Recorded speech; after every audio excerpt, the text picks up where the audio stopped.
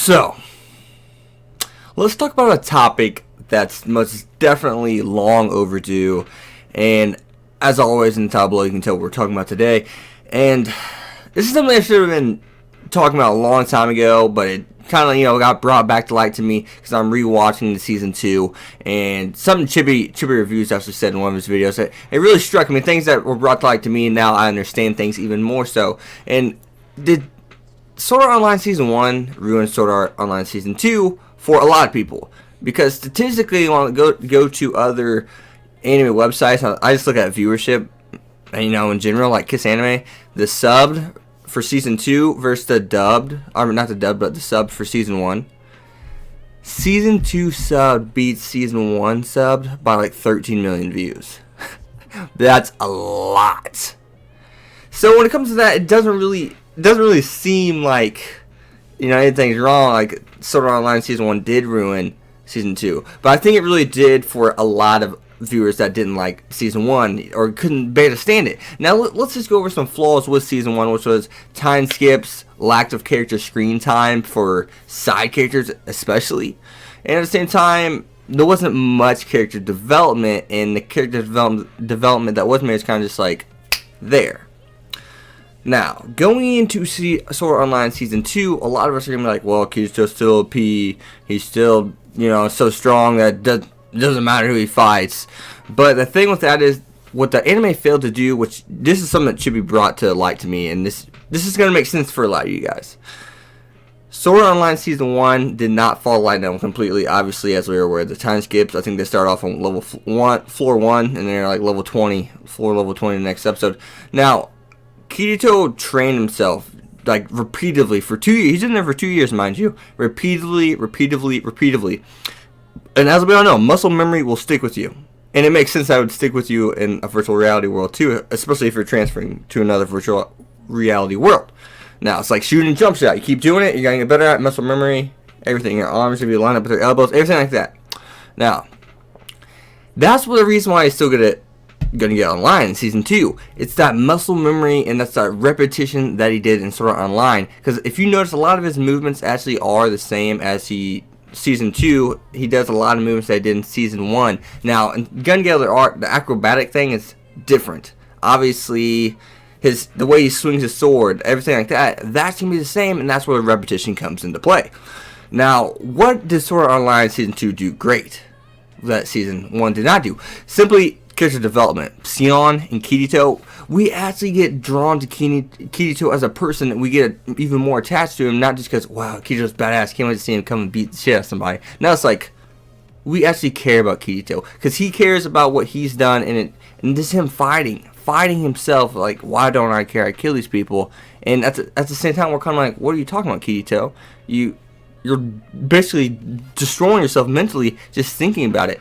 But at the same time he's fighting, I don't remember two of the people I killed. I don't remember their faces, nothing. I killed them out of hatred, anger, which makes a lot of sense, because if people are killing your, like, a friend of yours and stuff, I mean, if you kill them, should you really feel anguish? I mean, technically, yeah, but at the same time, it makes sense, because you're doing it to protect your friends and the people you care about. So that battle right there is great. And with Sinon, she's afraid of guns. She kills someone in real life. Well, technically, Kirito did too. So now she kills someone in real life, and she's a young little girl, but she has to save so many lives, and she has to fight through that. But it's so interesting because he's trying to do it through a virtual reality game that's made up of guns. I mean, Gun Gale Online. Now, another thing that was really great about Sword Art Online Season 2 was there weren't major time skips. I mean, the time skips were absolutely great, and I mean, they're little. If there were, they're really tiny.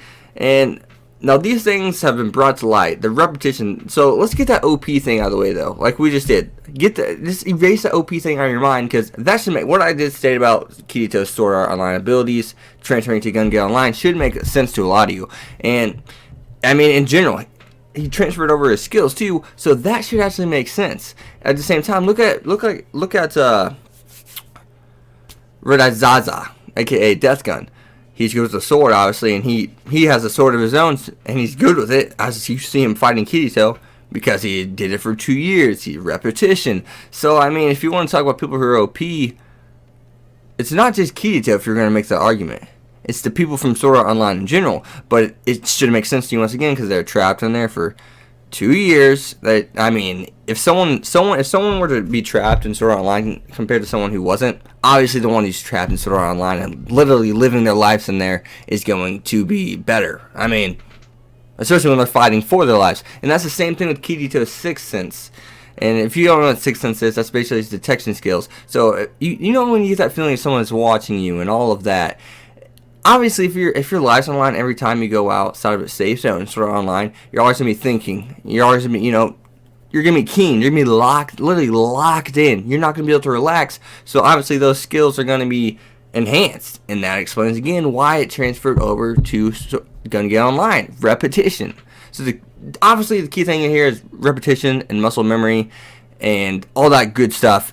So I hope this really did clarify some stuff for you guys, why Kirito is why he is OP, and why SAO Season 1 really did damage some of Sword Art Online's reputation, even though Sword Art Online Season 2 seemed to be it's like for sales, for example, around 37,000 DVD BD sales for Sword Art Online Season 1, but the viewership for Season 2 is greater, but it only sold around 22,000.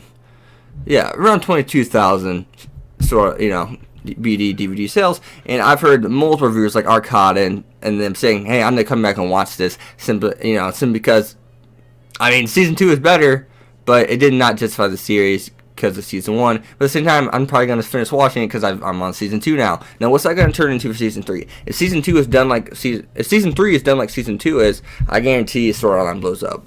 Especially if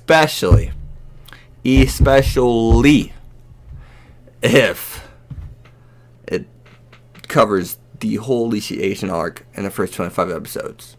And mind you, there is enough content for it to be a season 4 of Eliciation 2. Definitely enough content. Just take your time. Don't skip. A1.